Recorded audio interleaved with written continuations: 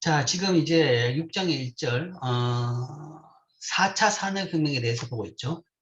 그래서 지난 시간에는 산업혁명, 그 앞의 산업혁명, 2차 산업혁명, 4차 산업혁명에 대해서 이야기했습니다.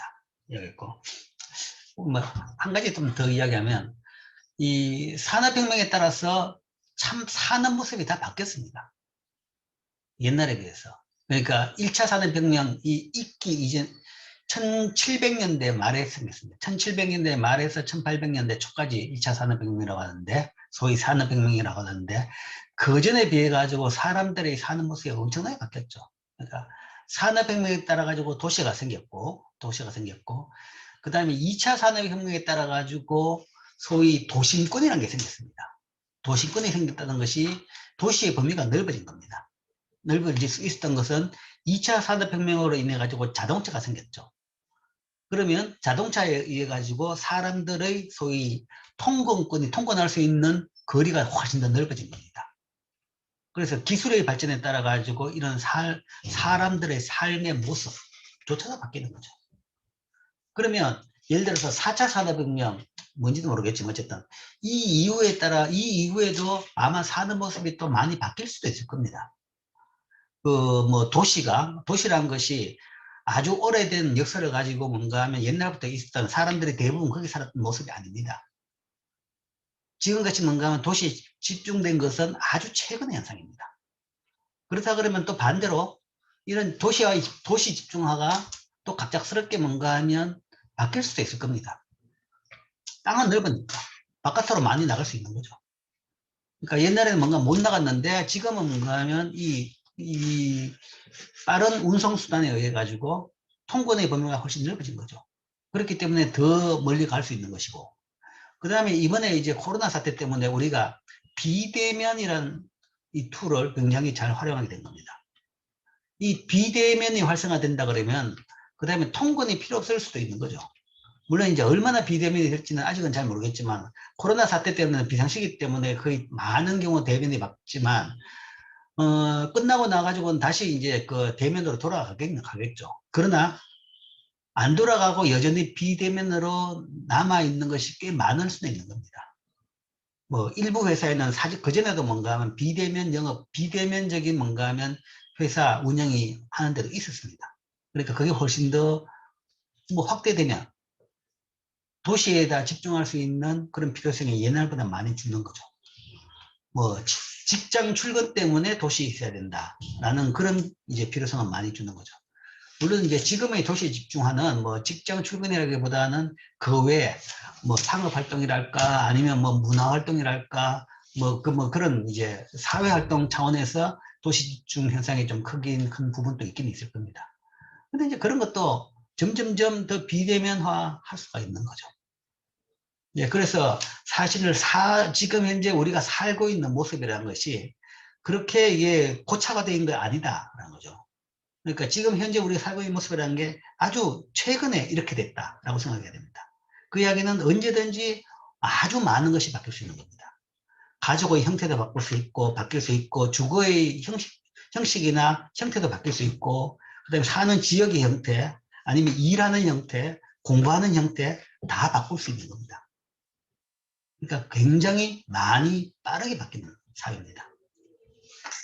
그러니까 뭐 어떤 방향인지 그걸 내가 점쟁이도 아니고 잘 모릅니다. 모르지만 어쨌든 변화는 굉장히 빨랐다는 것도 그건 확실하죠. 경험했는 건 아는 거니까. 그다음에 그 이야기는 결코 지금부터도 변화가 굉장히 빠를 것이다. 그렇죠? 그러니까 여러분들은 이제 젊으니까 변화했는 데서 태어났고 그 다음에 최근의 변화는 잘 따라오고 있죠. 근데 이게 젊으니까 쉬운데 뭔가 나이 들어도 열심히 그걸 따라가야 됩니다. 조금만 그거를 못 따라가면 뭔가 그때부터 뒤처지게 되는 거죠. 뭐 지금은 한참 뒤에 일이지만 30대, 40대만 되더라도 뭔가 하면 그때 그걸 열심히 안 따라가면 사회에 뒤처지게 되고 뭔가 하면 뭐 가족에서 뭔가 하면 뭐 여러 그 친구라든지 아니면 사회생활에서도 뒤처지게 될 수 있는 겁니다. 자, 그런 이제 변화를 잘 좀 이해하라 라는 차원에서 이제 이 이야기도 하고 있는 겁니다. 자, 4차 산업혁명에 대해서 이제 설명했는데, 설명했죠. 여기까지 설명했죠. 4차 산업혁명을 굳이 이야기하면, 이거는 한 사람, 클라우스 슈밥이 제창했던 용어고, 그리고 이 사람이 제창할 때 용어를 이야기하면, 중요한 단어 몇 개로 이야기한다 그러면, 소위 융합. 그러니까, 이 과학이 융합한다는 이야기죠. 분리가 안 되고 융합하고, 그 다음에 초연결, 그 다음에 초지능, 뭐 이런 특징을 가지는 사회다 하는 거죠. 이런 특징으로 이런 식으로 사회가 바뀌고 있다. 융합, 초연결, 초지능 이런 걸로 바뀌고 있는 그런 기술을 4차 산업혁명이다. 그리고 이제 그 관련된 기술로서 AI, 빅데이터, IoT, 로봇공학, 3D 프린팅, 자율주행차, 뭐 클라우드 서비스, 비트코인, 블록체인, 공유경제, 체내 삽입형 기계, 맞춤형 악기, 신경기술 뭐 이런 것을 들었습니다. 이런 것을 들었는데 빠르게 변한다는 것은 또 이제 여기서도 우리가 평가할 수 있는 것이 요게 이제 몇 년 전에 한 4년 전에 이런 이야기를 했는데 그 4년 사이에도 많이 변했습니다. 그래서 이때 이야기했던 10대 기술 중에서도 지금은 탈락할 수 있는 게 있고 아니면 새로 넣을 수 있는 게 있다는 얘기죠. 그 몇 년 사이에도 많이 바뀌었습니다. 뭐 3D 프린팅 이거 나왔을 때는 대단했죠. 뭐 3D 프린팅 드론 이런 게 굉장히 대단했습니다. 근데 솔직히 지금 3D 프린팅이 그렇게 뭔가 하면 새로운 기술이냐에 대해 가지고는 별로 대접을 못 받고 있습니다. 그러니까 3D 프린팅으로 모든 걸 다 만들 수 있을 것이다. 모든 것이 3D 프린팅으로 다 해결된다. 라는 식으로 사람들이 생각했지만, 뭐, 그걸로 가기에는 굉장히 멉니다. 멀다는 것이. 지금은 3D 프린팅이 주로 쓰는 것은 이 모델 만드는 거. 그러니까 뭐 건물 모델이랄까 기계 모형 만드는 거. 그러니까 실제 기계를 만들기 전에 부품이나 아니면 어떤 기계라든지 그런 걸 만들기 전에 그걸 이제 모형을 쉽게 이제 출력해 가지고 만들어 보는 거죠. 그러니까 2D 그림 같은 경우는 종이로 프린트하는 거죠. 근데 이제 모델 같은 경우는 물건 같은 경우에는 3D이기 때문에 그거를 이제 출력해 가서 실제적으로 사용하는 것보다는 실제적으로 뭔가 활용하는 것보다는 그냥 데모용으로 쓰는 것이 이제 주 용도입니다. 주 용도. 왜냐면 그게 이제 실제로 사용하려고 그러면 그만큼 강도가 있어야 되고 뭐 그런 등등을 충족시키려고 그러면 3D 프린팅이 너무 비싸게 되는 거죠. 너무 비싸게 되기 때문에 특별히 한두 개 만드는 용도가 아니라 대량으로 쓰는 그런 자재 같은 경우에는 뭐 공장에서의 생산이 3D 프린팅이 따라올 수가 없는 겁니다. 가성비에 비해서는. 그런 차원에서 뭔가 하면 새로운 기술이 한계가 있고 그 다음에 너무 그 과하게 오버를 할 필요도 없다라는 거죠. 그런 차원에서 이제 이렇게 볼 수 있습니다. 이것도 이제 조금 있으면 어떻게 바뀔지 이제 그건 볼만하죠. 뭐 비트코인과 블록체인 엄청난 영향을 끼치는 건 맞습니다. 끼치는 건 맞는데 이게 소위 말해 가지고 이 뭐 융합과 초연결과 초지능을 이끌어가는 기술이냐에 대해 가지고는 좀 더 아직까지는 뭐 그 부분이 보이지는 않습니다.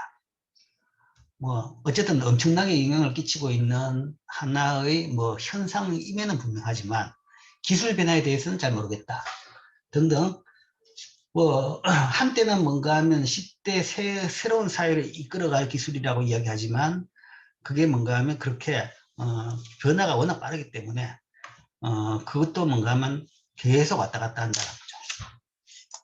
그런 차원에서 이제 사실은 이제 국가 주도형 경제 발전 이제 우리나라 대통령들은 거기에 굉장히 강박관념이 있는데 우리나라 경제 발전을 박정희 대통령의 경제 발전을 국가 주도형으로 경제 발전을 뭐 굉장히 성공적으로 이뤘죠. 그래서 세계적인 모델이 되면서 모든 대통령들이 뭔가 하면 그 성과를 뛰어넘어야 된다라는 강박관념이 빠져있기 때문에 항상 뭔가 하면 대통령 나올 때는 경제 정책을 뭔가를 딱 내고 뭔가 하면 뭔가 국가에서 뭔가 하면 경제 발전을 시키겠다 라는 그런 욕심을 냅니다. 욕심을 내는데 후진국에서 경제 발전, 국가 주도형 경제 발전은 가능합니다. 가능한데 물론 잘해야 되죠. 그래 잘했던 거죠. 그런데 선진국 경제에서 여기서 국가 주도형 경제 발전이라는 것은 할 수가 없습니다. 할 수가 없다는 것이. 아무리 뛰어난 사람도 뭔가 해보면 계속 바뀌는 겁니다. 도대체 뭐가 어떤 방향으로 갈지 아무도 모르는 거죠. 그거 아는 사람이 있으면 뭔가 뭐 정치하겠습니까? 그거 아는 사람이 뭔가 하면 점쟁이지 알 수가 없다는 이야기죠. 그렇기 때문에 이제는 뭔가 하면 대통령이 누가 대통령이 되더라도 경제 정책을 뭔가 하면 경제 발전 성장 발전 정책을 제시하는 것은 난센스입니다. 사실은 할 필요가 없다는 거죠. 그 옛날 사람이고 왜 그 경쟁자로 생각할 필요도 없는 것이고 그냥 지금 사람들이 뭔가 화폐가 잘 쓸 수 있는 시스템을 만드는 것이지 경제는 뭐 더 발전하긴 해야 되겠지만 이제는 시장에 맡겨야 되는 겁니다. 뭐 이런 것에 대한 평가에서도 이제 그걸 알 수가 있는 거죠.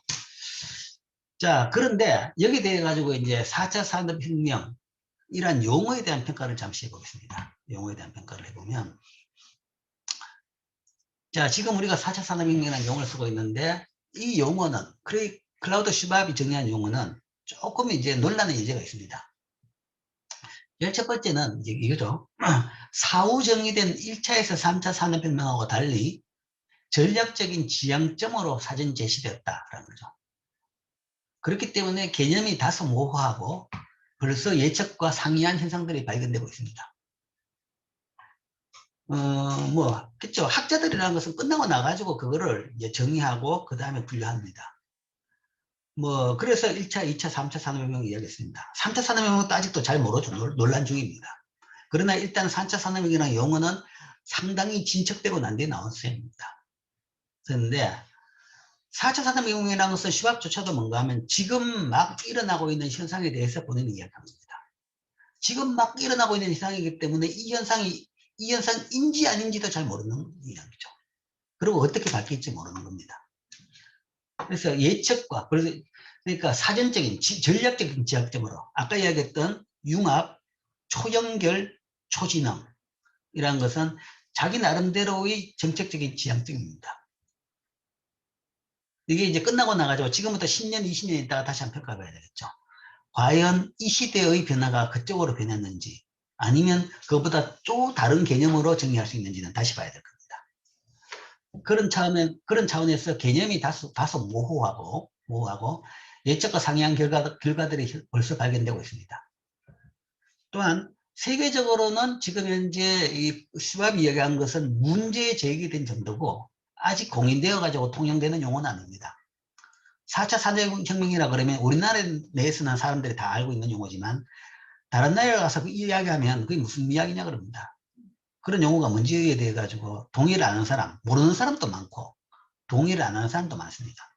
뭐가 지금이 4차 산업혁명이냐, 3차도 안 끝났는데 라고 생각하는 사람도 많고 그 다음에 처음 듣는다라고 생각하는 사람들이 많습니다. 그런데 왜 그러면 우리나라는 전 국민이 다 알고 있는 용어냐? 그거는 이제 이세돌 때문이죠. 이세돌 기사가 알파고한테 졌는 그 사건이 있었죠. 그러니까 이세돌 기사가 알파고하고 붙을 때 그게 전 국민의 생중계가 되고 모든 국민들이 다 주시를 하고 있고 박수를 응원을 하고 했었습니다. 그런데 그 응원에도 불구하고 1차에 깨졌고 2차에는 이겼지만 그 다음에 3차, 4차 계속 깨졌죠. 그래서 사람들이 쇼크를 먹었습니다. 바둑은 2창호 때부터 시작해가지고 그 전부터 우리나라가 세계 최고다. 여전히 뭔가 하면 또한 알파고가 이세돌하고 붙자라고 이야기할 때도 뭔가 하면 우리 자부심이 굉장히 있었죠. 왜냐하면 세계 랭킹으로는 그때는 이세돌이 1등은 아니었습니다. 중국 선수가 1등이었는데도 불구하고 우리 세계 바둑계의 대표로 이세돌하고 붙자는 이야기는 그러나 올타임으로 봐가지고 현재 순수는 밀리더라도 이세돌이 더 세다고 생각했기 때문에 알파고는 이세돌하고 붙자고 이야기하는 겁니다. 그런데 이세돌하고 붙은 알파고인데 거기에 우리가 졌다. 거죠. 그러니까 사람들이 완전히 경악을 했는 거죠. 전 국민이 무시하고 있다가 경악을 하게 되니까 결코 바둑 프로그램이 우리나라 국수를 못 이긴다라고 생각했는데 지고 나니까 경악을 하게 된 거고 그러니까 이세돌마저도 지는데 과연 뭐가 살아남겠느냐 라고 사람들이 이제 AI 포비아에 빠지게 되는 거죠. 그래서 기술에 대한 두려움이 커진 겁니다. 두려움이 커지고 그래서 사람들이 이런 용어를 다 알게 된 겁니다. 4차 산업혁명 이런 용어가 보편화됐죠. 그런데 그게 그렇게 두려워할 일이냐 몰라서 두려워한다는 얘기죠. 뭐 비슷한 예가 있습니다. 1997년에 세계 체스 챔피언, 아마 이게 러시아 사람입니다. 러시아 사람. 동양에서는 바둑을 두지만 서양에서는 체스죠. 그죠? 물론 이제 체스가 동양어로서는 장기하고 같은 거지만, 어쨌든. 그게 어쨌든 서양에서는 제일 대표적인 두뇌 게임입니다. 두뇌 게임이죠. 그래서 여기에 대한 자부심이 많고, 뭐 여기에 대한 영화, 뭐, 최근에 이제 뭐 넷플릭스 재밌는 시리즈도 있더라고요. 그런 것들이 많이 나오는데, 이게 세계 체스 챔피언이 97년에 IBM의 딥블루라는 컴퓨터와 프로그램. 그러니까 딥블루가 컴퓨터입니다. 메인프레임 컴퓨터에다가 그 다음에 그 프로그램까지 같이 붙어 있는. 그러니까 체스 전용 컴퓨터를 만들었죠. 그리고 전용 프로그램을 만들었습니다. 이걸 가지고 해가지고 쳤습니다. 그렇다고 세상이 안 바뀌었죠. 그래서 지금은 뭔가 하면 어지간한 체스 프로그램은 다 이런 뭐 전용 컴퓨터가 필요 없고 어지간한 체스 프로그램은 다 세계적으로 제일 잘 두는 체스 사람한테 다 이깁니다. 그런 프로그램 많아요. 그러니까 한번 뭔가 하면 이런 이제 컴퓨터 프로그램이 체스 세계 챔피언을 이겼다고 해가지고 큰 사변이 일어난 건 아닙니다. 그냥 프로그램 하나 개발 잘했다. 자, 이때는 이게 어떤 거냐? 빠른 컴퓨터라는 얘기입니다. 빠른 컴퓨터. 빠른 컴퓨터. 체스는 수를 계속 나올 수 있습니다. 왜냐하면 수가 그렇게 많지가 않기 때문에. 바둑은 이제 수가 무지무지하기 때문에 이제 다른 차원의 문제죠. 다른 차원의 문제인데, 체스는 수가 다 계산되기 때문에 한 수 뜨면 그다음부터 모든 수를 다 계산할 수 있습니다. 근데 그 계산을 빨리 하는 컴퓨터를 만들어낸 거죠. 체스용으로 빨리 할 수 있는. 모든 걸 다 빨리 하는 건 너무 힘들고, 그러나 체스용으로 최적화되어 빨리 할 수 있는 컴퓨터를 만들어낸 것이 이 딥블루고, 그다음 그걸 돌리는 프로그램을 만들어가지고 체스를 이긴 겁니다. 뭐, 그럼 그런 거지. 그렇게 돼가지고 아무런, 별 문제가 없었습니다. 지금은 모든 컴퓨터가 다 빨라졌기 때문에 어떤 프로그램을 돌려도 대부분 뭔가 하면 세계 제일 체스 잘 두는 사람이 이길 수 있는 프로그램인데 일반 사람들이 다 접근할 수 있습니다. 그렇죠? 그러니까 이것도 뭐 그냥 컴퓨터 하나 잘 만든 거고 이제 컴퓨터를 하나 잘 만든 거고 프로그램 하나 잘 만든 겁니다. 그게 끝인 거죠. 재밌는 오락게임 하나 잘 만든 거죠. 이거 알파고도 그렇게 볼 수 있는 거죠. 지금은 이제 알파고뿐만 아니라 알파고 외에 다른 프로그램들 많이 있어요. 국산 프로그램도 있고 일본 프로그램도 있고 중국 프로그램도 있고 다 이때 알파고보다 더 나은 성능의 프로그램들이 꽤 있습니다. 그렇죠. 이젠 보편화돼 버렸습니다. 그러니까 컴퓨터 프로그램이 이제 세계적으로 바둑 잘 두는 사람 다 이길 수 있는 이게 보편화된 프로그램이 된 거죠. 그래서 얼마 전에 한국기원에서 엄청난 징계 사건이 있었죠. 그러니까 이 한 바둑 기사가 바둑 그 대회에서 치팅을 한 거죠. 반칙을 한 거죠. 바둑 프로그램과 반칙을 한 겁니다. 지가 안 뜨고, 그러니까 비대면 바둑을 뜨고 있으니까 요즘에 지가 안 뜨고 옆에 컴퓨터를 켜놓고 컴퓨터 프로그램과 바둑을 뜬 겁니다. 그러니까 이겼어요. 이제 그게 나중에 적발이 돼가지고 완전 그 엄청난 징계를 받았죠. 그러니까 지금은 뭔가 하면 이 바둑 프로 선수조차도 바둑 프로그램을 이용하는 그런 지경까지 온 겁니다. 그만큼 기술이 빨리 발전한 겁니다. 컴퓨터 프로그래밍이 빨리 발전한 거죠. 우리나라는 이것 때문에 이 AI 포비아, 그 다음에 알파 4차 산업혁명이라는 용어가 그렇게 커졌지.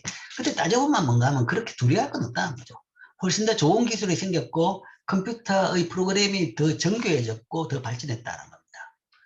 그 다음에 이제 이게 좀 이 알파고 프로그램은 굉장히 독특한 성질이 있는데 기존적으로 이제 왜 바둑을 선택했느냐. 그러니까 알파고 프로그램 만드는 회사가 뭔가 하면 자기 회사를 홍보할 수 있는 최적의 이 케이스로 바둑을 선택을 했는 겁니다. 사실은 뭔가 바둑은 하나의 그런 광고용이고 다른 프로그램으로, 다른 방향으로 보통 프로그램을 개발하고 있죠. 근데 이제 그 회사를 알릴 수 있는 최적의 그 케이스로 바둑을 들었는데 일반적으로 바둑은 아까 말한 대로 수가 무궁무진하기 때문에 19 곱하기 19의 그런 그 점에서 뭔가 하면 나올 수 있는 숫자가 무궁무진하기 때문에 계산으로서는 결코 뭔가 하면 뚫을 수 없는 그런 전기다라는 이야기죠. 최소는 계산으로 됩니다. 수계산으로 되는데 바둑은 수계산으로 안 된다는 거죠. 그렇기 때문에 결국 컴퓨터가 바둑 국수를 못 이긴다라는 게 일반적인 사람들의 생각이었습니다. 근데 그 생각을 이길 수 있는 방법을 찾아낸 거죠. 계산이 아는 또 다른 방법으로 뭔가 하면 계산을 하는 방법. 수계산이 아는 또 다른 방법으로 계산을 하는 방법. 그게 이제 그래픽 계산인데, 화면 계산인데, 그걸 통해 가지고, 계산하는 방법을 통해 가지고 이길 수 있는 프로그램을 짜낸 거죠. 그래서 이제 그 회사가 대단한 거고, 유명한 거고, 그 다음에 또 하나의 프로그래밍 기법으로서 뭔가 하면 새로운 방향을 하나 이끌어낸 겁니다. 그런 차원에서 뭔가 하면 굉장히 뭔가 찬사를 보낼 하는 프로그램이지 결코 두려워할 것은 아니다라는 이야기죠. 자, 그래서 4차 산업혁명에 우리나라에서만 이렇게 이것 때문에 이렇게 퍼졌고, 그 다음에 또한 이제 4차 산업혁명이라는 용어에 대한 비판은 이런 것입니다. 산업혁명이라는 것은 노동 생산성이 급격히 증가하는 시기다라는 거죠. 기계가 고도화됨으로써 생산성이 사람이 만들 수 있는 그 기계로 만들 수 있는 양이 확 늘어나는 급격히 좋은 기계 기술 도입으로 한 사람이 만들 수 있는 양이 급격히 늘어나는 시기인데 최근에는 세계적으로 생산성 증가세가 오히려 둔화되고 있습니다. 노동 생산성이 오히려 둔화되고 있어요. 증가를 안 하고 있어요. 그래서 그렇기 때문에 급격한 기술이 변화, 눈에 보이기에는 우리가 사용하는 상품이 뭔가 하면 자꾸 바뀌고 새로 되고 기술 성능이 좋아지고 하고는 있지만 이런 기술 변화에도 불구하고 산업혁명으로 지칭하기에는 조금 어렵지 않느냐라는 이야기가 많이 나오고 있습니다. 그러니까 아직도 생산성 증가는 발견이 안 되고 있다라는 것이 이제 산업혁명이라는 용어를 쓰기에 무리가 있다라는 것이고, 그 다음에 이제 제레미 리프킨 같은 사람 같은 경우에는 현재 아직도 3차 산업혁명도 여전히 진행 중이다라는 거죠. 그러니까 PC와 인터넷 도입 이후에 뭔가 하면 3차 산업혁명이라고 했는데 이것도 아직 뭔가 하면 그 이유도 비약적인 생산성 증가 시기가 아직 안 나오고 있습니다. 그렇기 때문에 아직도 뭔가 하면 이게 진행 중인 것이지 4차는 아니다 라고 이제 이 사람은 주장합니다. 그래서 이 용어 자체에 대해 가지고 논란은 많이 있습니다. 많이 있기 때문에 뭐 이 용어에 대해 가지고 맞냐 틀리냐를 따지는 것은 뭔가 하면 일반 사람들이 할 건 아니죠. 그리고 지금 아직 성급하고 사실 뭐 몇십 년 지난 뒤에 나중에 하면 되고, 그럼에도 불구하고 최근에 기술 변화가 급격하다는 것은 부정할 수 없는 겁니다. 굉장히 빠르게 변하죠. 뭐 스마트폰을 1년에 한 번씩 바꿔야 되는, 이제 한 2년 정도 됐지만 뭐 이 유선전화가 뭐 핸드폰이라고 해가지고 무선전화로 바뀌었다가 그 다음에 스마트폰으로 바뀌었다가 뭐 모든 게 굉장히 빠르게 바뀌죠. 즉 기술 변화가 굉장히 빠르다는 것은 부정할 수 없습니다. 그래서 용어의 정확성 여부를 떠나가지고 일단 최근 빠른 기술 변화를 4차 산업혁명으로 명명한 것으로 간주할 수 있습니다. 그것이 이제 융복합이 준지 초연결이 준지 아니면 초진행이 준지는 모르겠는데 뭐 그런 것들의 속성들은 보이고 저 지나고 나면 다른 용어로 묶을 수 있는지는 모르겠지만 어쨌든 최근의 빠른 기술 변화 양상 자체를 그냥 4차 산업혁명이다 라고 그냥 이해를 하자라는 거죠. 그 용어가 맞는지 틀릴지도 모르겠는데 틀릴 수 있지만 일단 그렇게 보자.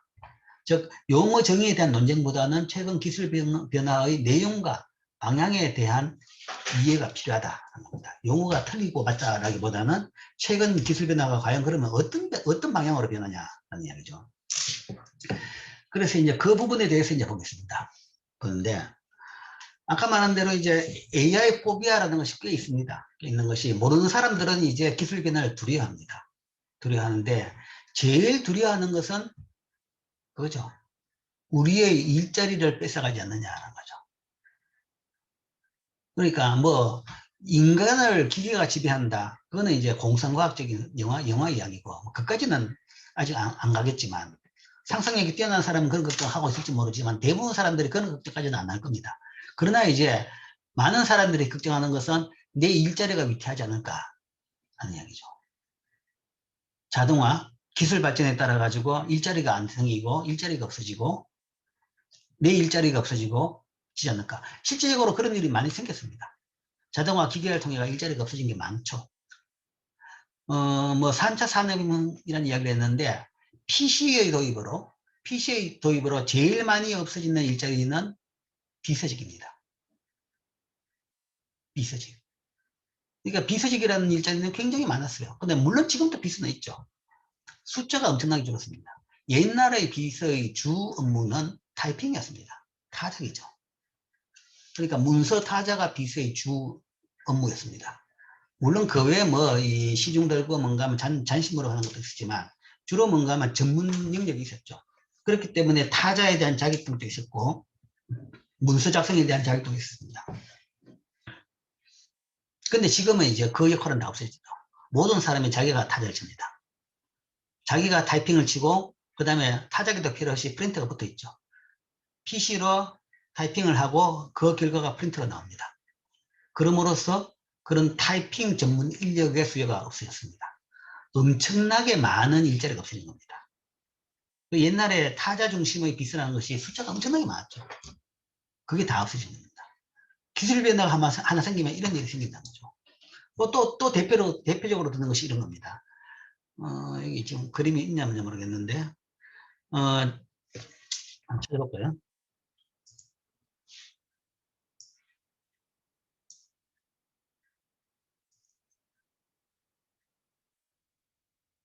어,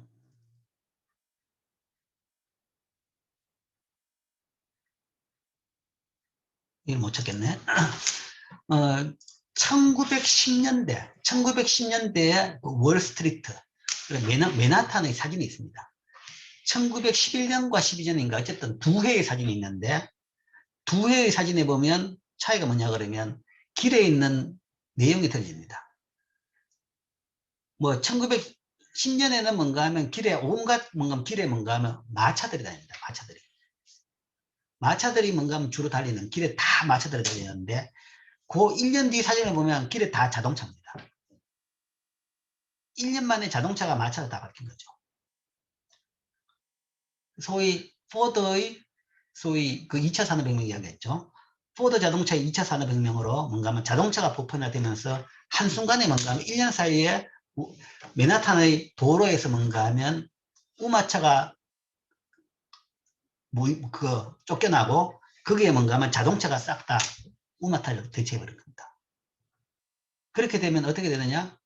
뭐 우리 보기에는 좋구나 발전했구나라는 건데 그거는 뭐 뒤에 사람들이 보기에 그렇고 그 과정에서 뭔가 하면 1년 사이에 우마차 모는 사람들은 직장을 다 잃고 그러니까 우마차가 아니죠. 거기서는 말 가지고 끄는 마차죠.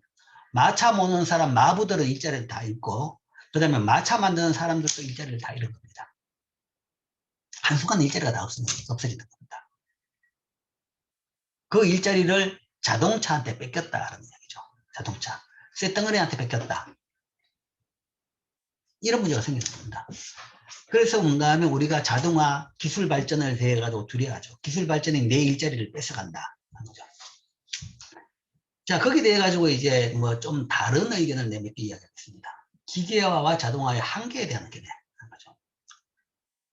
그게 이제 한계이면서도 아니면 생산성 높은 기계화와 자동화의 방향에 대한 그 지향 이야기입니다. 두 개를 이야기하는데 폴라니의 역설하고 그 다음에 모라베그의 역설 두 개를 이야기하는데 폴라니의 역설이라고 그러면 이걸 우리말로 반명제라고도 이야기하는데 이 폴라니라는 사람이 이런 이야기를 했습니다. 자, 굉장히 어려운 이야기인데 눈을 쫑긋하고 봐야 될 겁니다. 우리가 말하고 있는 것 이상을 알고 있으며 말할 수 없는 것에 대한 우리의 알에 의존하지 않고는 아무것도 말할 수 없다. 라는 거죠. 말이 좀 어렵죠. 말이 어렵고 이게 무슨 말이냐? 자, 말할 수 있는 것 이상으로 알고 있다는 거죠. 그 이야기는 사람이 알고 있는 게 굉장히 많다는 이야기입니다. 그걸 다 표현 못하고 있는 것 중에서도 사람이 알고 있는 게 굉장히 많고 그 다음에 그걸 뭔가 하면 뭐 가르치고 책으로 되어 있는 것보다도 훨씬 더 사람들은 알고 있는 게 많다는 거죠. 굳이 안 배운 것 중에서도 사람들이 자연스럽게 알게 된 것도 엄청나게 많습니다. 굉장히 많고, 그 다음에 알고 있는 것에 의존하지 않고는, 우리가 알에 의존하지 않고는, 그렇게 말할 수 없는 것에 대한 우리의 알, 여기에 의존하지 않고는 아무것도 말할 수 없다는 것은, 우리가 하는 행동이랄까 선택이랄까 이런 것들이 대부분 뭔가 하면 모르는, 아니면 명시적으로 이야기 안 했던 많은 우리의 그 표현 안 된 지식, 능력에 따라 가지고 결정이 된다 라는 이야기입니다. 자, 이야기를 조금 더 알기 쉽게 이야기하면 이렇게 이야기합니다. 지식은 성문화된 지식, 이걸 뭔가 하면 명시적 지식이라고 할 수 있고, 그 다음에 성문화할 수 없는 지식을 또 나눌 수 있습니다. 이런 지식을 암묵적 지식이라고 할 수 있는 거죠. 굳이 나눈다 그러면 지식을 성문화할, 그러니까 사람이 어떤 능력을 가지고 있다 라고 이야기하면, 사람은 여기 근육이 있기 때문에 근육에 따라서 팔을 이렇게 움직일 수가 있고, 그 다음에 뭐 어떤 것을 할 수 있다, 그 다음에 가지고 손가락을 이용해 가지고 글을 쓸 수 있고, 아니면 어떤 것을 조립할 수 있고, 손가락을 어떻게 움직이면 어떻게 할 수 있다, 뭐 이런 것들을 이야기한다 그러면 이건 성문화된 지식입니다. 지식이고, 사람의, 인간의 이 육체의 능력에 대한 성문화된 지식이죠. 근데 그런 능력 이외에 성문화할 수 없는 암묵적 지식도 꽤 많이 있습니다. 책으로, 글로 안 써져 있는 암묵적 지식이 꽤 많이 있다는 이야기죠. 자, 예를 들면 이런 게 어떤 것이 있느냐. 명시적 지식, 성문화 지식은 많이 알겠죠. 그렇다 그러면 성문화할 수 있는 암묵적 지식은 어떻게 있느냐. 쉽게 이야기하면 이런 겁니다. 피아니스트들이 연주할 때 연주입니다. 들어보면 뭐 범인들도 뭔가 하면 차이를 많이 압니다. 일반적인 사람도 이 사람이 연주하니까 훨씬 더 좋구나 하죠. 전문가가 알면 더 차이는 훨씬 더 알겠지만, 전문가 아닌 사람들도 피아니스트에 따라 가지고 연주가 좀 다르다라는 느낌이 듭니다. 그런데 피아니스트들 연주할 때 다 연주하는 악보는 동일합니다. 동일한 악보죠. 동일한 악보를 가지고 연주하는데 사람마다 연주하는 게 다른 거죠. 왜 다르냐? 악보를 다르게 찍어서 그러냐? 아니면 다르게 뭔가 하면 잘못 건반을 두드려서 그러냐? 똑같이 건반을 두드렸는데도 불구하고 다르다는 이야기입니다. 악보대로 둘 다 연주했는데도 연주 결과 느끼는 소리는 다르죠. 왜 다르냐? 따져본다 그러면 그 다른 부분이 바로 암묵적 지식이라는 이야기죠. 따져보면 손가락의 탄지법, 디테일하게 얼마나 세게 두드리느냐에 따라가 다르죠. 뭐 스타코토는 완전히 다르지만, 그게 아니라 일반적으로 두드리는 것도 뭔가 하는 그 위치나 그 과정이나 그 순간에 따라 가지고 다 다릅니다. 그런 탄지법의 차이. 그 다음에 발판의 사용법도, 발판도 뭔가 하면 두드리냐, 발판을 밟냐 안 밟냐도 있지만, 밟을 때 어떻게 밟느냐에 따라가 사람마다 다르다는 거죠. 그 다음에 청중의 분위기도 다릅니다. 분위기가 좋으면 뭔가 음악이 더 좋게 들립니다. 악보의 해석법도 다르죠. 그 다음에 신체의 움직임. 그렇기 때문에 이 전문 연주가들은 온갖 몸을 움직이면서 연주를 하는 거죠. 이런 것들이 다 연주의 모습입니다. 그러니까 피아노 연주라는 것은 악보에 있는 대로 두드리는 것이 아니라, 악보에 있는 대로 두드리는 것이 있지만 그건 기본이고, 그 플러스 뭔가 하면 온갖 이런 것들이 다 있는 겁니다. 그 다음에 나는 여기도 또 표현 못한 진짜 암묵적인, 여기서 글로도 표현 못한 나름대로의, 그러니까 대가들은 나름대로의 뭔가 노하우가 있을 겁니다. 그것도 말로 표현 못하는 타고난, 우리가 소위 말해서 타고난 이런 표현을 쓰죠. 그죠? 그런 노하우가 있는 거죠. 그런 것들이 우리가 암묵적 지식이라고 이야기합니다. 그래서 이런 거에 따라 가지고 연주의 평가는 다 달라지는 겁니다. 연주의 질은 달라지고 소리는 다르다는 이야기죠. 인간의 능력은 성문화된 것보다 훨씬 뛰어나기 때문에 성문화된 프로그램 또는 기계가 인간의 행동과 판단을 대체하는 게 쉽지 않을 것이다. 즉, 이런 성문화된 것이 된 것이 있고, 이렇게 암묵적인 것이 있는데, 이 모든 것이 뭔가 성문화 안 돼 있다는 이야기입니다. 그 이야기는. 인간이 가지고 있는 지식이나 능력이라는 모든 것들이 다 성문화 안 돼 있는 거죠. 그리고 그런 거 차이 때문에 개인의 사람마다 차이가 나고 능력이 차이가 나고 뭔가 하면 대가가 되고 뭔가 하면 타고났다는 표현을 쓴다라는 이야기죠.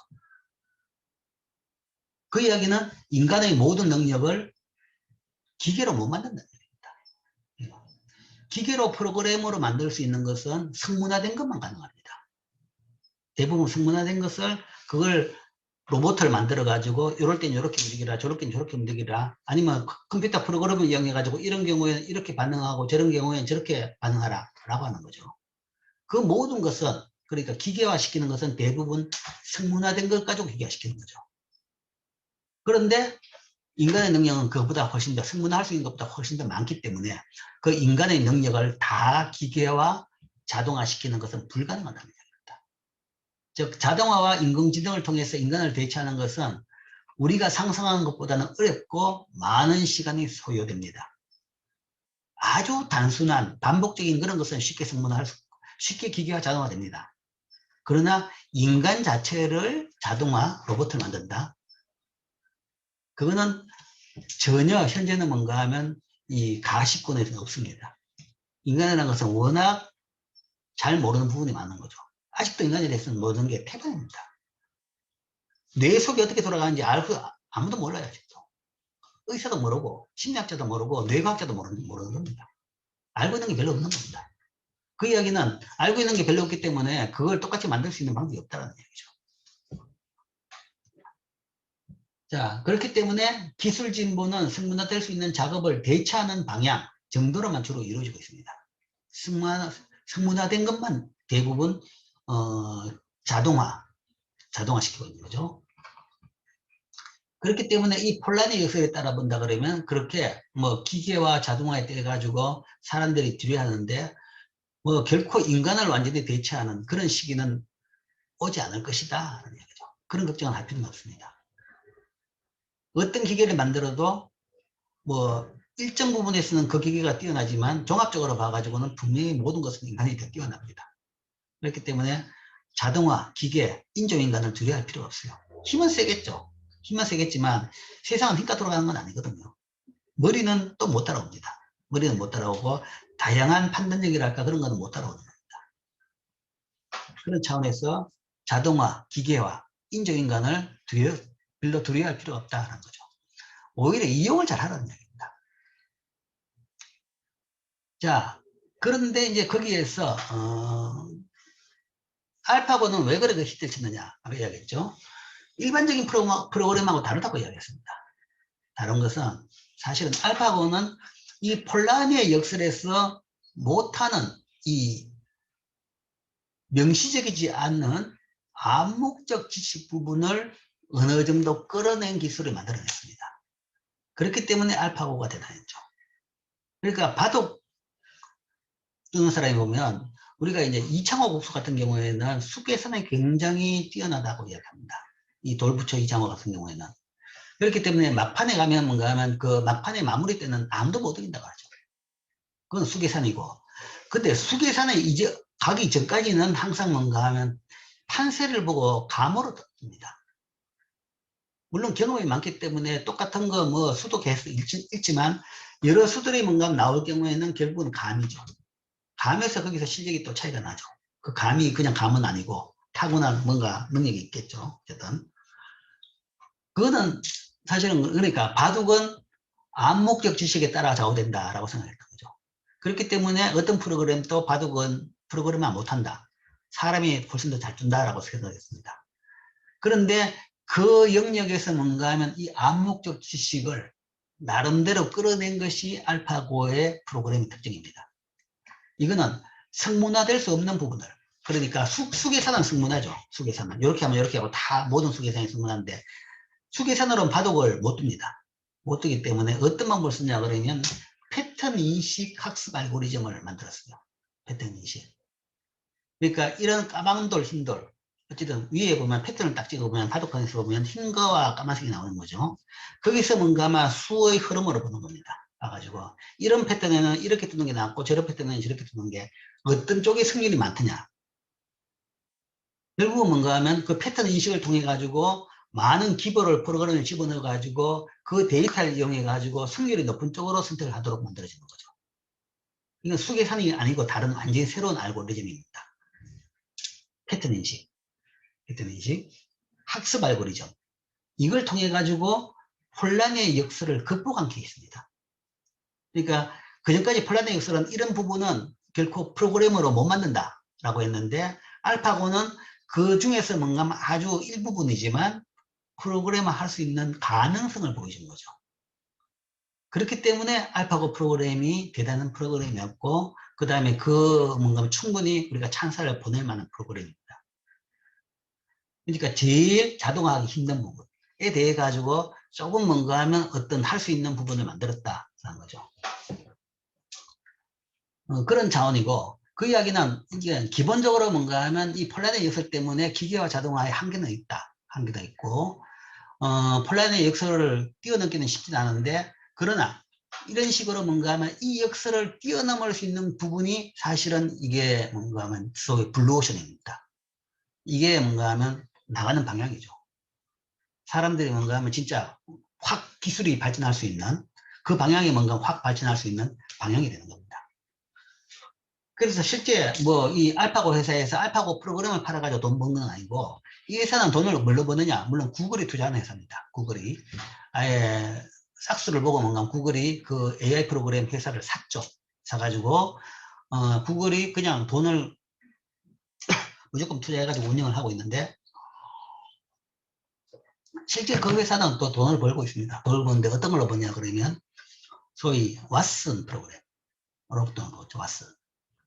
왓슨은 의료 프로그램입니다. 의료 프로그램인데 소위 진단 프로그램이죠. 의료 진단 프로그램입니다. 그러니까 의사의 대체제다라고 볼 수 있는 거죠. 환자의 뭔가 모든 검사 결과를 보고 이 환자는 어떤 병이다, 그 처방을 내려주는 그 프로그램이 왓슨 프로그램입니다. 물론 의료법상의 의사가 아닌 사람이 처방을 해가지고 할 수는 없습니다. 할 수는 없기 때문에 의사가 처방을 하는데 도움을 주는 프로그램이죠.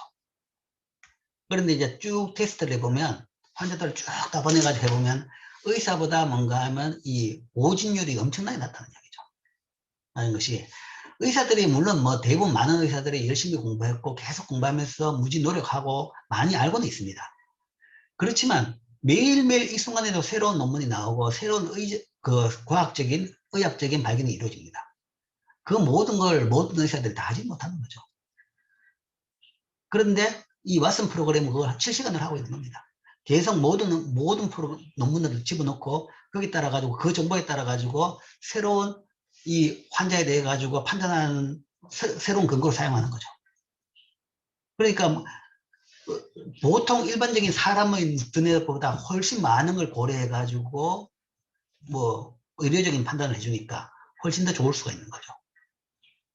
물론 그 책임을 기계에 맡기는 건 문제가 있죠. 그렇기 때문에 여전히 판단은 의사가 하는데, 그래서 의사도 뭔가 하면 진료를 하면서 판단하는데 이 왓슨 프로그램을 이용을 많이 합니다. 많이 판단하죠. 그래서 실제 이제 왓슨 프로그램 가지고 지금 이게 세계적으로 굉장히 많이 퍼져 있습니다. 많이 퍼져가지고 의사들이, 대형 병원들은 다 이걸 사가지고 가지고 있어요.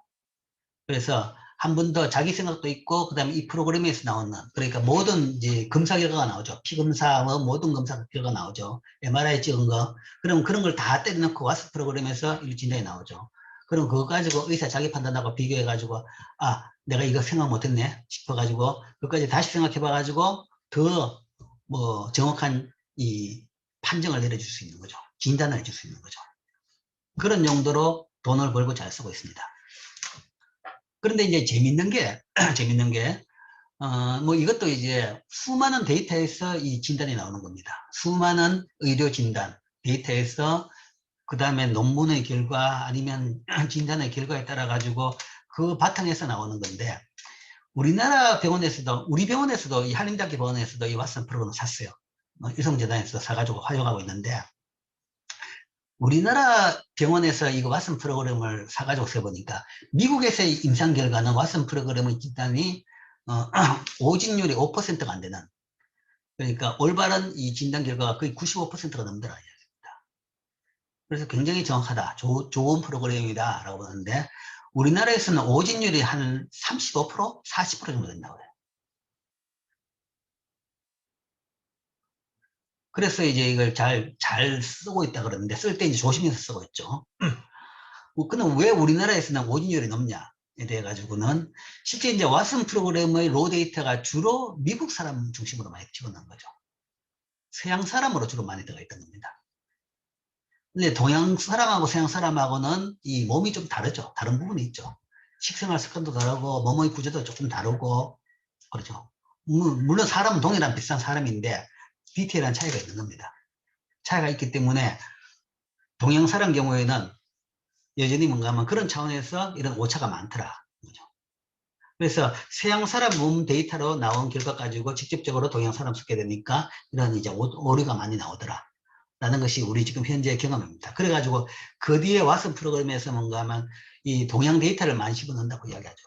집어넣어가지고 이제 동양 사람에 대해서는 동양 데이터 가지고 뭐 이용을 하게 되겠죠. 거기서 이제 동양 서양의 사람의 뭐랄까 이 인종 구분에서 상당히 좀 문제는 있어요. 동양 사람이라고 그러더라도 뭔가 하면 서양에서 미국에서 나가지고 거기서 성장한 사람은 또 뭔가 하면 어떤 데이터를 써야 할지 그것도 애매합니다. 애매한 것이 이 사람 몸의 차이라는 것이 뭔가 타고난 차이인지 아니면 성장에서 차이 나는지 식생활 습관에서 차이가 나는지 또 그것도 모르는 거죠. 예, 그런 디테일한 차이는 있습니다. 어쨌든 이런 것들, 이런 걸 통해 가지고 뭔가 하면 여러 데이터를 활용해 가지고 그다음에 패턴 인식을 통해 가지고 새로 이 폴라리의 역설을 조금 극복하려는 그런 프로그램들이 나오는 거죠.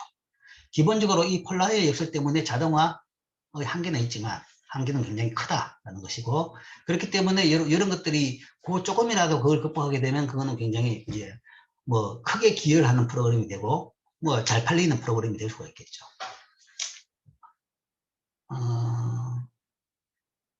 환경의 조절 이런 것도 이제 키바 같은 게 있어요.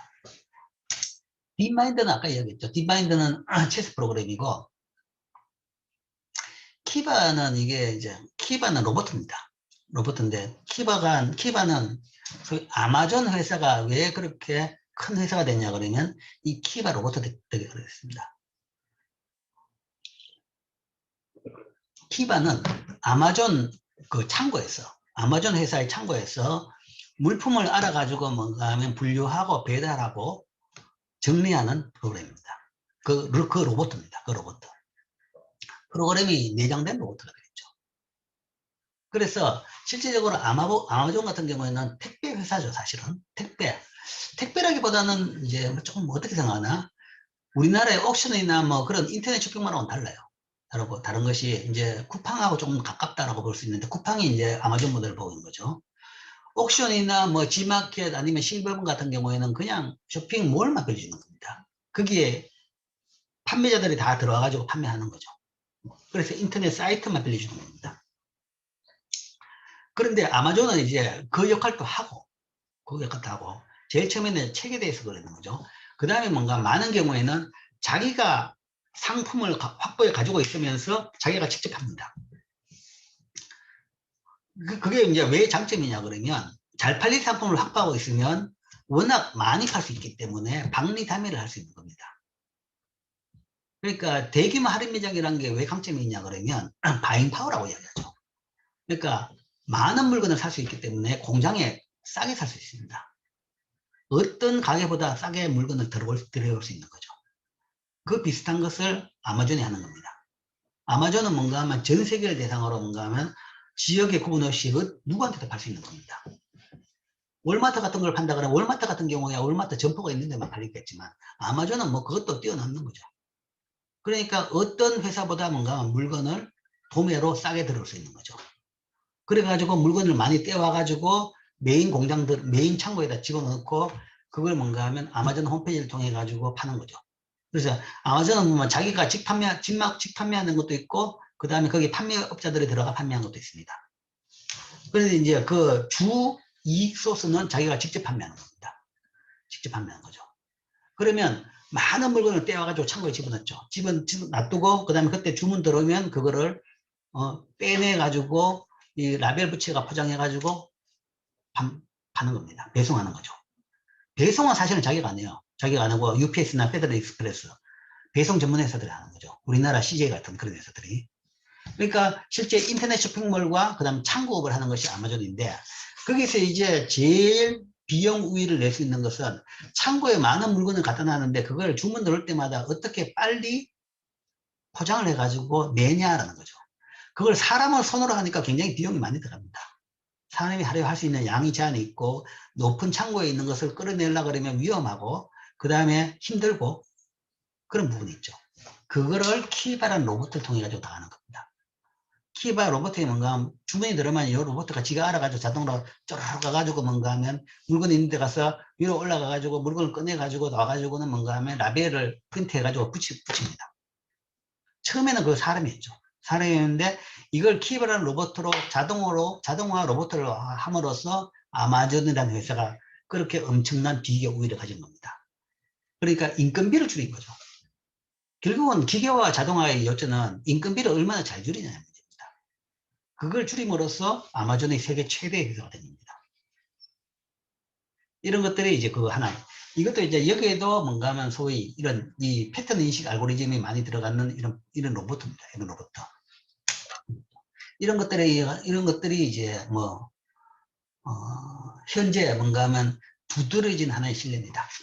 어쨌든 폴란의 역사를 설명하려고 그러는데 딴 말이 많았었는데 어쨌든 폴란의 역사는 그렇기 때문에 기계와 자동화를 그렇게 걱정할 필요는 없다 거죠.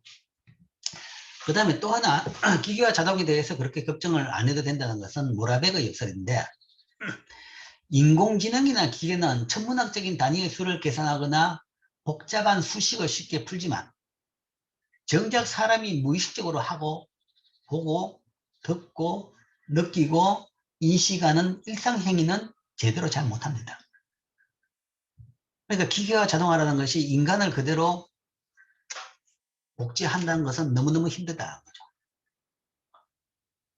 제일 쉬운 일이 그겁니다. 제일 이제 대표적인 게 그겁니다. 사람이 계단을 올라가는 거. 계단을 올라가는 로봇을 만드는 것이 지금은 가능하죠. 엄청난 돈과 엄청난 노력이 들어가 겨우 되는 겁니다. 사람이 계단을 올라가는 것은 뭔가 하면 그냥 태어나가지고 좀 걷고 나면 조금 있으면 금방 계단을 잘 올라가죠. 알아가 계단을 이렇게 올라갑니다. 근데 따지고 보면 계단 올라가는 것이 굉장히 고도의 기술입니다. 이 손과 팔과 뭔가 하면 이 움직인다는 것이 물론 이제 인간의 뭔가 하면 그 중수겠죠. 대뇌가 아니라 손해를 이용한 무조건적인 마사입니다. 뭐 시작은 뭔가 하면 경험을 통해 가지고 그런 무조건적 마사가 됐겠죠. 통해 가지고 이 온갖 근육을 뭔가 하면 적절하게 움직여 가지고 계단도 높이가 다 다르죠. 다른 계단마저도 이렇게 올라갑니다. 로봇을 만들면 달리는 건 잘 달리죠. 엄청나게 빠릅니다. 감히 인간이 못 따라가죠. 나르는 것도 잘합니다. 그런데 계단 올라라고 하면 그때부터 못 올라가지고 그 계단 올라오는 걸 극복하게 된 지가 아주 최근입니다. 근데 그 기술도 굉장히 어려운 기술입니다. 즉 인간이 하는 아주 쉬운 그런 걸 못 따라가는 거죠. 로봇은 못합니다. 인공지능이나 기계가 사람이 아주 쉬운 걸 못하는 거죠. 사람이 굉장히 어려운 엄청나게 무거운 거는 쉽게 들고 그 다음에 엄청나게 뭔가 많은 숫자의 계산도 굉장히 빨리 하는데 인간이 아주 하는 단순한 몸을 못하는 거죠. 제일 대표적인 이겁니다. 청소입니다. 청소. 가정에서의 청소는 힘들지만 기술 수준이 낮기 때문에 뭐 청소하는 사람의 임금은 낮은 편이죠. 그래서 낮은 직업으로 분류됩니다. 그런데 이게 기계화가 안 되라는 얘기죠. 자동화가 안 되라는 거죠. 아무런 온갖 노력을 했는데 이 가정 청소를 제대로 하는 기계를 못 만드는 겁니다. 한때 로봇 청소기가 유행이었죠. 한 5년, 10년 전에 유행했습니다. 내가 아는 집에서도 그걸 샀는데 시끄럽기만 시끄럽고 요란만 떨고 시간만 끌고 제대로 청소는 못 하더라는 얘기입니다. 구석구석 제대로 못 하죠. 같은 데만 계속 왔다 갔다 하고. 그러니까 이 청소 아주 단순한 사람이 하면 아주 단순한데 힘은 조금 들지만 단순한데 그것마저 뭔가 하면 100만 원대 하는 로봇 청소기가 못하는 겁니다. 물론 100만 원대라서 그렇지 모르죠. 1000만 원 1억짜리 기계를 만든다 그러면 깨끗하게 할 겁니다. 그런데 청소하는데 뭔가 하면 그렇게 사실은 뭐 이 낮은 기술도 분류돼 가지고 빌려 비용이 안 드는데 그런 비싼 기계를 쓸 필요는 없는 거죠. 여전히 청소에는 뭔가 하면 기계화가 인간을 못 따라간다는 겁니다. 가성비가 안 된다는 이야기죠. 그래서 한때 로봇 청소기가 유행하다가 지금은 이제 그게 판정폐하고 난 뒤에 지금 뭡니까? 그 뭐 이 타이슨 청소기 뭐 그런 게 많아져. 여전히 기계가 아니라 로봇 청소가 아니라 사람 손으로 하는 겁니다. 더 힘 좋은 청소기. 뭐 조금 더 쓰기 간편한 청소기라서 이제 그게 많이 유행이지만 로봇 청소기가 여전히 청소를 대체를 못합니다. 아마 로봇가 청소를 대체하는 것이 주부들의 꿈일 겁니다. 청소하는 것이 제일 번거로운 일이죠. 계속 해야 되니까 표도 안 나고 하면 좋죠. 하면 좋은데 이게 그렇게 쉽지가 않다는 이야기입니다. 가장 단순한 일인데도 쉽지 않은 거죠. 물론 이제 큰일 뭐 세부적인 것은 큰 건 부족합니다. 그래서 사실은 이제 청소라는 것이 인류 일에서는 그 사람이 하는 일 중에서 굉장히 큰 부분을 차지합니다. 개인 집도 그렇고 아니면 도로도 그렇고 온갖 데를 다 청소해야 되는 거죠. 깨끗하면 좋은 겁니다. 가만히 놔두면 항상 뭔가 더러워지고 뭔가 하면 뭐 바람 때문에도 그렇고 정리할 필요가 있는 거죠. 그렇기 때문에 개인 집도 문제지만 도로 청소도 마찬가지고 사회적인 청소도 마찬가지고 그런 걸 다 해야 되는 거죠. 그렇기 때문에 청소라는 것은 굉장히 큰 직업으로 자리 잡고 있습니다. 자리 잡고 있는데 물론 이제 전반적으로 봐가지고 이게 기계하고 거리가 자동하고 거리가 멀진 않죠. 지금도 이제 청소 같은 경우는 상당히 많이 자동화돼 있습니다. 기계화. 그러니까 도로 청소는 기계화돼 있죠. 도로 청소는 기계로 그러니까 자동차를 통해 가지고 도로 청소한 자동차가 나옵니다. 그래서 강력한 흡입을 통해 가지고 먼지나 아니면 쓰레기를 빨아들인다든지 이제 그런 식으로 청소를 많이 하고 있습니다. 그래서 옛날에 비해 가지고 도로 청소가 뭔가 하면 훨씬 자동화됨으로써 청소부의 노동 생산성은 높아졌는데 그럼에도 불구하고 끝부분 디테일한 부분은 뭔가 하면 사람 손이 가서 해결해 주는 거죠. 그래야지 깨끗하게 나오는 겁니다. 즉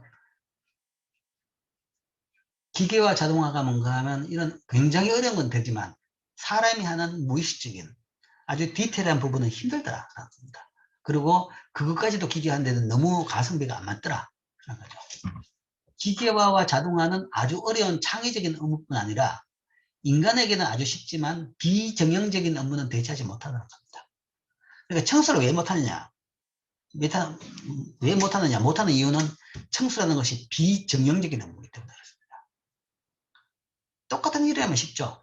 그러니까 여기서 여기까지만 왔다 갔다 하면서 뭔가 흡입하라. 그건 아무 문제 없습니다. 그거는 그 라인 따라가지고 하는 건 아무 문제가 없죠. 근데 집청소라는 것은 뭔가 하면 중간에 어디에 어떤 장애물이 있을지 모릅니다. 이 장난감이 어디에 있을지 모르고 옷이 어디에 둘러달지 모르는 거죠. 그런 것도 정리해가면서 청소기가 다니면서 먼지가 또 뭔가 하면 어떤 데 여기 있다가 어떤 데 저기 있다가 어떤 데는 뭔가 하면 침대 밑으로 갔다가 그런 거죠. 이 청소가 자동화되는 이유는 정형적이지 않기 때문에 그렇습니다. 비정형적인 업무이기 때문에 그렇다는 거죠. 즉, 그 이야기는 대부분의 기술 진보는 반복적인 정형적인 업무에서 이루어집니다. 똑같은 일을 계속하는 것은 기계시키는 게 훨씬 더 효율적입니다. 잘하죠. 그런데 비정형적인 것은 기계가 잘못합니다. 자동화. 즉, 폴란의 역설하고 모라박의 역설 이걸 보면 우리가 이제 기계와 자동화의 방향에 대해서 알 수 있습니다. 기술 발전, AI 도입으로서 일자리가 없어지기는 합니다. 일자리가 줄긴 합니다. 줄긴 하는데 총량적 분야에 대해서는 다른 이야기입니다. 다르지만 어쨌든 일부 일자리가 없어지는 건 맞습니다. 맞지만 분명히 한계는 상당히 있다는 거죠. 모든 일자리가 그렇게 되지는 않는다는 거죠. 특히 이제 어떤 일자리에서 주로 그래야 되냐 그러면 단순 반복적인 일자리는 쉽게 줄어듭니다. 없어집니다. 기술 발전 AI 도입으로 쉽게 없어지는 거죠. 뭐 예를 들어 가지고 뭐 주차장에서 뭐 주차 요금을 징수한다. 이런 것은 대부분 지금 다 없어지는 겁니다. 기계와 자동으로 바뀌는 거죠. 그런 것은 이제 기계와 자동으로 더 쉽게 되는 겁니다. 뭐 주차 예를 들어 가지고 번호판 인식, 그 다음에 뭔가 카드를 꽂으면 요금 인식, 요금 결제, 뭐까지 다 되는 겁니다. 이런 거. 그러면 24시간 주차장을 쓸 수도 있는 거고, 이런 일자리는 이제 쉽게 없어지는 거죠. 그러나 암묵적인 지식을 활용하거나 비정형적인 업무 일자리는 없어질 가능성이 낮다라는 거죠. 자동화, 기계화가 어렵더라는 거죠. 즉 이런 일자리를 찾으라는 얘기입니다. 머리는 좀 더 써야 될지 몰라도 이런 일자리를 찾으면 그런 일자리는 오랫동안 안 없어진다. 그죠? 그리고 폴란의 역설이나 모라박의 역설을 조금이나마 극복하는 기술이 더 각광을 받을 것이다. 그러니까 이런 극복하는 기술이라는 것은 이 암묵적인 지시를 쓰거나 비정형적인 업무죠. 그죠? 그런 게 자동화, 그다음 기계가 어렵지만 그런 걸 자동화, 기계화 할 수 있는 그런 기술이라 그러면 그런 기술 변화는 굉장히 각광을 받게 되겠죠. 그게 이제 예를 들어서 이 알파고 프로그램 같은 겁니다. 그게 이제 지금 현재 빠르게 변화하고 있는 기술의 방향입니다. 방향이고 한계라는 얘기죠. 이걸 머리에 두고 여러분들이 이제 직업이나 아니면 업무를 생각해야 될 겁니다. 업무와, 그 다음에 여러분들이 대학에서 어떤 지식을 쌓을 것이냐라는 거죠. 계속 써먹고 남들이 활용하고 할 수 있는 기술을 쌓아야 되는 거죠. 그런 차원에서 세상의 변화를 보라는 얘기입니다. 자, 기술 변화에 대해 가지고 이런 이제 방향에 대해서 이야기했습니다. 자, 그 다음에 이제 혁신을 이끌어가는 기술들. 이제, 뭐 내가 주관적으로 한 3개 말씀드리겠습니다. IoT, 빅데이터, 그 다음 AI. 이게 이야기입니다. 머신러닝은 이제 AI 일종입니다. 슈박 같은 경우에는 10가지를 선택했죠. 10가지를 선택했는데, 그 중에서 일부는 아직도 뭔가 하면 머치화하고, 일부는 뭔가 하면 벌써 이제 제외시켜야 될지도 모르겠고, 그런 것도 있는데, 어쨌든, 현재 가장 변화를 이끌어가는 기술을 본다 그러면 이렇게 3가지로 보고 있습니다. 사물인터넷 IoT, 뭐 기술은 단순한 기술이죠. 그 다음에 빅데이터, 그 다음에 AI. 그죠? 이 3개가 연결되어 가지고 뭔가 하면 현재 기술 변화를 이끌어가고 있지 않느냐라고 보는데, IoT를 통해 가지고 데이터를 나옵니다. IoT에서 데이터가 나오죠. 데이터가 나오고, 그 다음에 그 데이터가 모여가지고 빅데이터가 만들어지고, 그 다음에 그 빅데이터에서 뭔가 하면 프로그램이 들어가죠. 빅데이터를 통해서 패턴 인식이라든지 그것도 포함하지만, 그 외 여러 영상이나 아니면 우리가 캐릭터 데이터라든지 온갖 데이터, 속도 아니면 온도, 뭐 온갖 데이터가 나오죠. 그걸 이용해 가지고 뭔가 사람들한테 여러 편리한 뭔가를 제시해 줍니다. 뭐 안 막히는 길이라든지 아니면 뭐 등등 온갖 거 그런 걸 해주는 거죠. 그런 것들이 지금 현재 제일 많이 현재 최근에 도입됐고 사람들이 이용하는 기술입니다. 뭐 실제 뭔가 하면 여러분들이 검색을 할 때, 구글에 검색을 할 때 글자 한 자만 집어넣으면 그 다음에 뭔가 하면 이렇게 나오죠. 내가 검색하고 싶은 게 추천이 나옵니다. 유튜브에서 검색을 할 때도 뭔가 하면 글자 한두 자만 집어넣으면 그 다음에 내가 검색할 것들이 쭉 나오죠. 얘들이 내 마음을 읽냐? 그건 아니죠. 사람 마음을 읽는 건 아닙니다. 사람들이 많이 검색하는 것을 실시간으로 계속 보고 뭔가 하면 추천을 해주는 겁니다. 그런 것들이 이런 알고리즘에서 나온 거죠. IoT에서 사람들이 뭔가 하면 타이핑도 IoT입니다. 타이핑 내용이 뭔가 하면 구글에서는 다 들어가는 거죠. 구글 브라우저로 타이핑했는 것은 구글에 다 들어가는 겁니다. 그 데이터를 활용해 가지고 AI 프로그램을 돌려 가지고 유튜브라든지 구글 검색에서 여러분들한테 소위 이 추천 제시가 나오는 겁니다.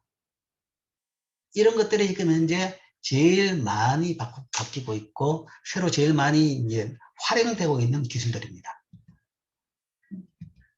그런 것을 뭔가 사람들한테 편리하게 만들어가지고 뭘 하냐? 사실은 그런 걸 통해 가지고 돈을 벌고 있는 거죠. 단어를 제시해 주면서 뭔가 하면 물건까지도 제시해 주는 겁니다. 광고를 해주는 겁니다. 광고를 해줘가지고 구글이나 아마존은 다 광고했습니다. 돈 버는 건 사실 광고를 통해서 쏘는 거죠. 물론 요즘엔 아마존에서는 이제 사용료로 해가지고 뭐 프리미엄 서비스 그런 걸 하긴 하지만 본질적으로는 다 광고인 거죠. 실질적으로 파일은 동일해요. 파일은 동일한 것이 옛날에는 광고 플랫폼이라 그러면 TV와 신문이었죠. 그 TV와 신문에 나오던 광고 플랫폼에서의 광고료를 뭔가 하면 다른 새로운 매체들이 다 먹는 겁니다. 그러니까 새로운 매체가 훨씬 광고 효과가 높은 거죠. 그러면 다 그쪽으로 가는 겁니다. 그럼으로써 상대적으로 구 미디어에는 TV나 신문은 지금 현재 위상이 확 떨어져 버렸고, 인터넷을 바탕으로 했는 이런 새로운 플랫폼이 광고 효과가 훨씬 높으면서 광고비가 그쪽으로 다 들어가는 겁니다. 실제적으로 뭔가 하면 이 돈 창출하는 데서 뭔가 하면 파이가 별로 늘어나지도 않습니다. 조금은 늘어났겠죠. 크게 늘어난 건 아니고 스위칭이죠. 스위칭. 그러니까 이런 식으로 스위칭 하다 보면 산업이 바뀌는 겁니다. 상대적으로 뭔가 TV나 신문도 광고 가지고 먹고 살았는데 광고 들어오는 수입이 주니까 그쪽 미디어의 힘도 줄고 고용 효과도 떨어집니다. 점점 더 심해질 겁니다.